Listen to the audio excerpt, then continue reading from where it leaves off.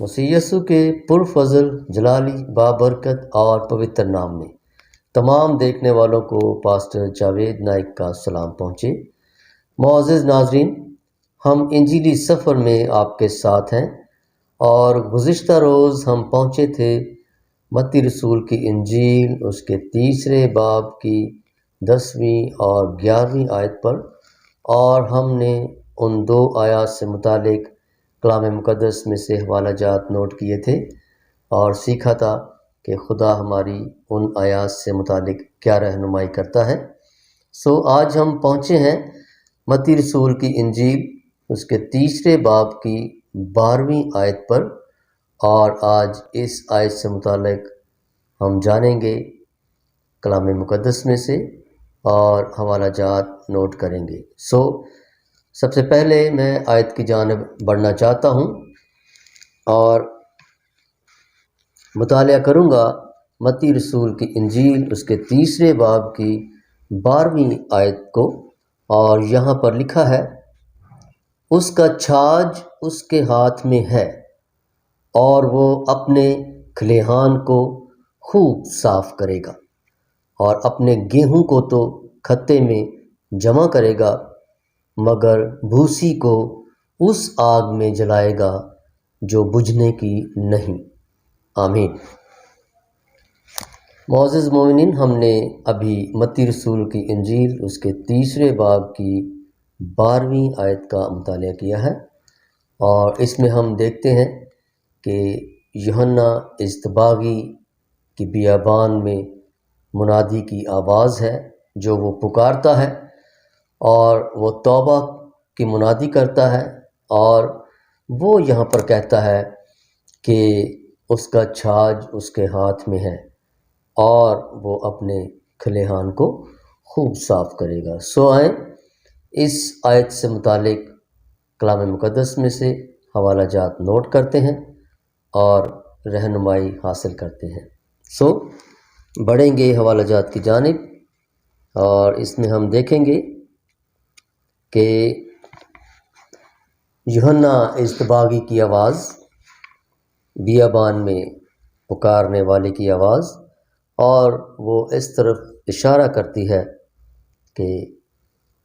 آنے والا وقت بہت قریب ہے اور خدا کی عدالت اس روئے زمین پر ظاہر ہوگی، اور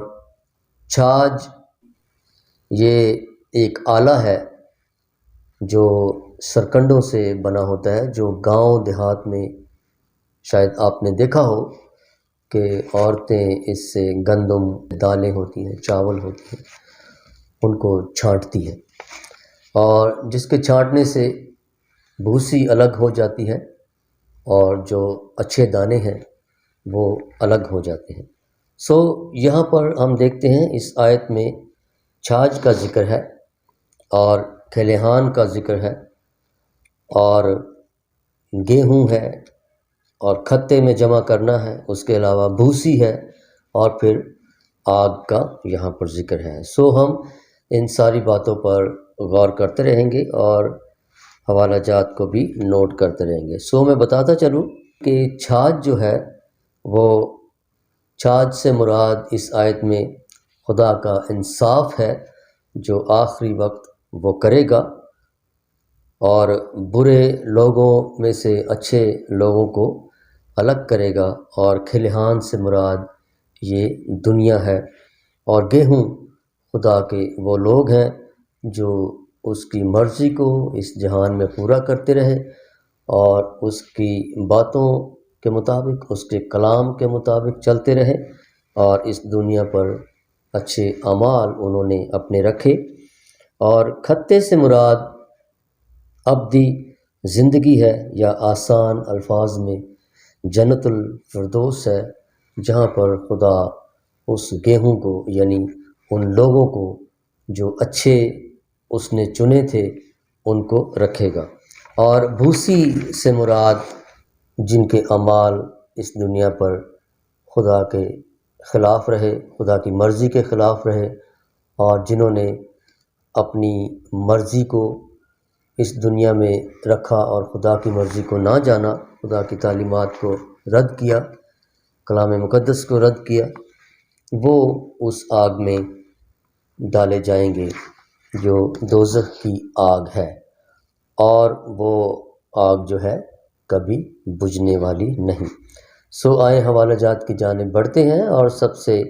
پہلا حوالہ ہم نوٹ کریں گے ایوب نبی کی کتاب ہے، اور اس کے 21ویں باب کی 18ویں آیت میں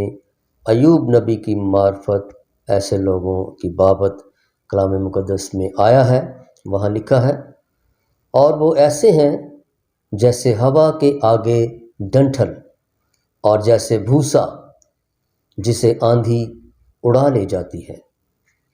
معزز ناظرین، یہ ان لوگوں کی بات کی جا رہی ہے جو اس زمین پر خدا کی مرضی کو پورا نہیں کرتے، اور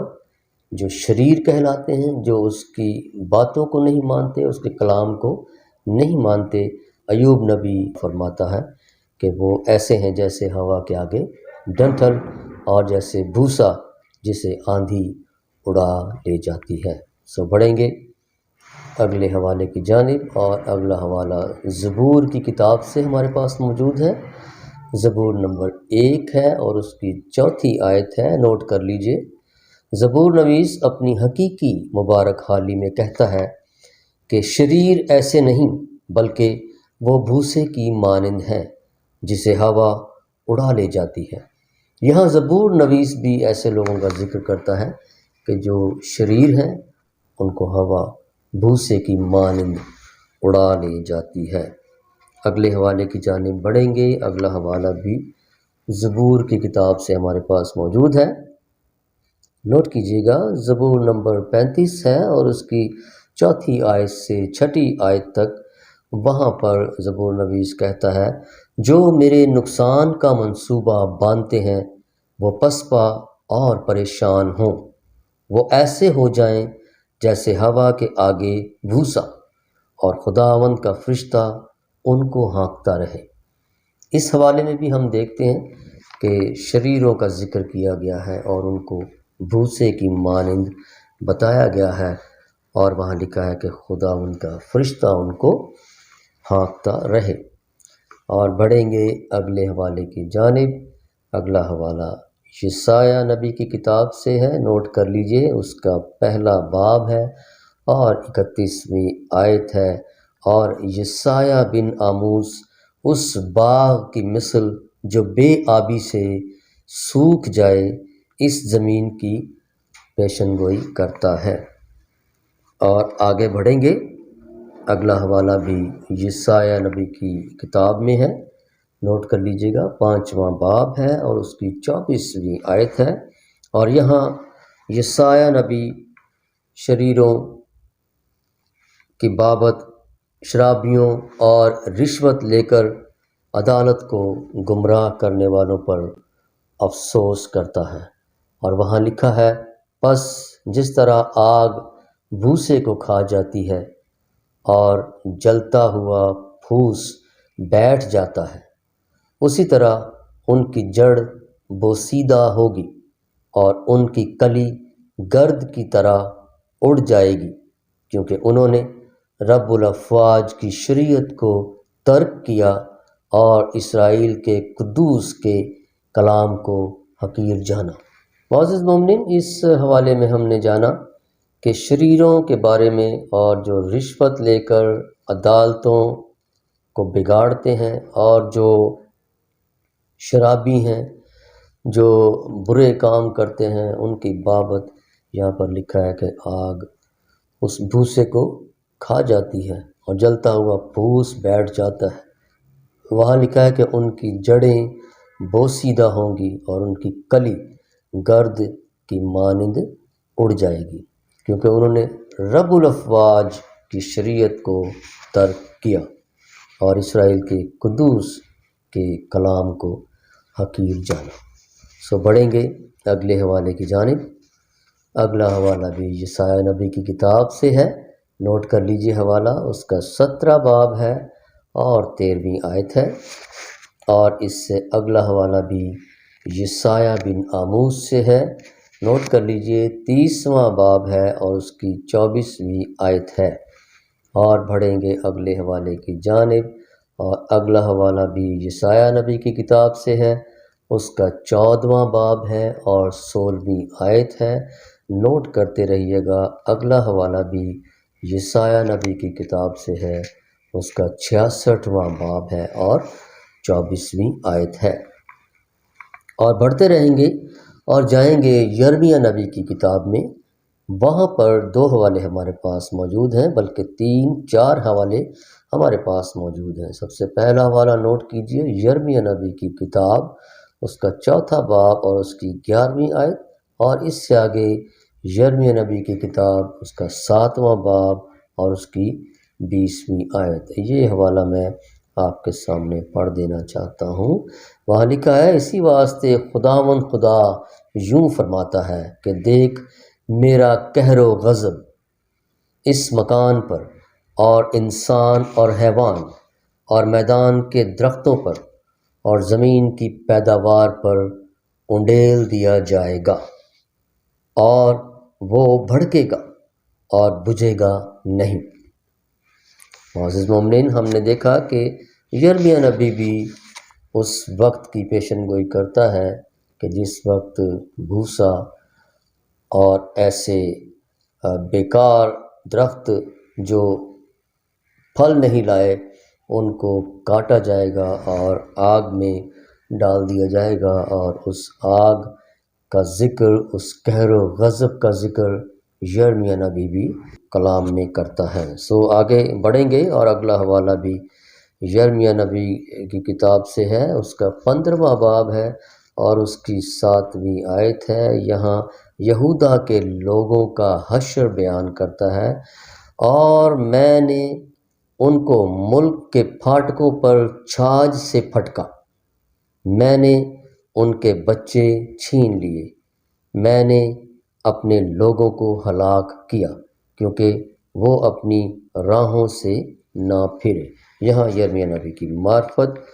خوبصورت حوالہ موجود ہے، اور اس کے بعد چلیں گے یرمیہ نبی کی کتاب میں ہی رہیں گے،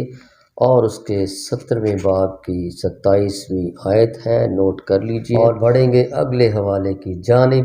اور جائیں گے حزقیل کی کتاب میں، اس کے 20ویں باب کی 47ویں اور 48ویں آیت میں دیکھیں گے۔ وہاں خداوند کا کلام حزقیل پر نازل ہوا، اور خداوند نے جنوب میں آگ بھڑکانے کا ارادہ کیا، اور حزقیل سے کہا کہ اے آدم زاد، جنوب کا رخ کر کے میدان کے جنگل کے خلاف نبوت کر۔ اور وہاں لکھا ہے، اور جنوب کے جنگل سے کہہ، خداوند کا کلام سن۔ خداوند خدا یوں فرماتا ہے کہ دیکھ، میں تجھ میں آگ بھڑکاؤں گا، اور وہ ہر ایک ہرا درخت اور ہر ایک سوکھا درخت جو تجھ میں ہے کھا جائے گی۔ بھڑکتا ہوا شعلہ نہ بجھے گا، اور جنوب سے شمال تک سب کے منہ اس سے جھلس جائیں گے، اور ہر فرد بشر دیکھے گا کہ میں خداوند نے اسے بھڑکایا، وہ نہ بجھے گی۔ یہاں ہم دیکھتے ہیں معزز مومنین کہ حزقیل نبی کی معرفت بھی اس آگ کا ذکر ہے، جس آگ کے بارے میں یوحنا اصطباغی ذکر کرتا ہے کہ وہ بھوسی کو اس آگ میں جلائے گا کہ جو بجھنے کی نہیں۔ اور بڑھیں گے اگلے حوالے کی جانب اور ہوشیہ کی کتاب میں جائیں گے۔ ہوشیہ 13واں باب ہے اور اس کی 3 آیت ہے، اور وہاں لکھا ہے، اس لیے وہ صبح کے بادل اور شبنم کی مانند جلد جاتے رہیں گے، اور بھوسی کی مانند جس کو بگولا کھلیہان پر سے اڑا لے جاتا ہے، اور اس دھوئیں کی مانند جو دودھ کش سے نکلتا ہے۔ یہاں پر بھی معزز مومنین اس آگ کا ذکر ہے، اور کھلیہان کا ذکر ہے، اور دھوئیں کا ذکر ہے، اور وہاں پر بھی اس آخری دن کی پیشن گوئی کی جا رہی ہے۔ بڑھیں گے اگلے حوالے کی جانب۔ اگلا حوالہ آموز کی کتاب میں سے ہے، نوٹ کر لیجئے۔ آموز کی کتاب ہے، اس کا 9واں باب اور اس کی 9ویں آیت ہے۔ تکو کے چرواہوں میں آموز، جس پر خدا کا کلام رویا میں نازل ہوا، اور اس نے خداوند کو مذبح کے پاس کھڑے ہوئے فرماتے دیکھا، اور وہاں خدا فرماتا ہے، کیونکہ دیکھو میں حکم کروں گا اور بنی اسرائیل کو سب قوموں میں جیسے چھلنی سے چھانتے ہیں چھانوں گا، اور ایک دانہ بھی زمین پر گرنے نہ پائے گا۔ یہاں پر بھی ہم دیکھتے ہیں آموز خدا کے بندہ کی معرفت، خدا اس چھاننے کا ذکر کرتا ہے جس کے بارے میں یوحنا اصطباغی کہتا ہے کہ اس کا چھاج اس کے پاس ہے اور وہ اپنے کھلیہان کو خوب صاف کرے گا۔ اور یہاں آموز بھی کہتا ہے کہ وہ اس طرح چھانے گا کہ ایک دانہ بھی زمین پر نہ گرنے پائے گا۔ بڑھیں گے اگلے حوالے کی جانب، اور اگلا حوالہ ملاکی کی کتاب سے ہے، نوٹ کر لیجئے۔ ملاکی 3واں باب ہے، اس کی 2 آیت سے 3 آیت تک مطالعہ کیجیے گا۔ اور آگے بڑھیں گے، ایک اور حوالہ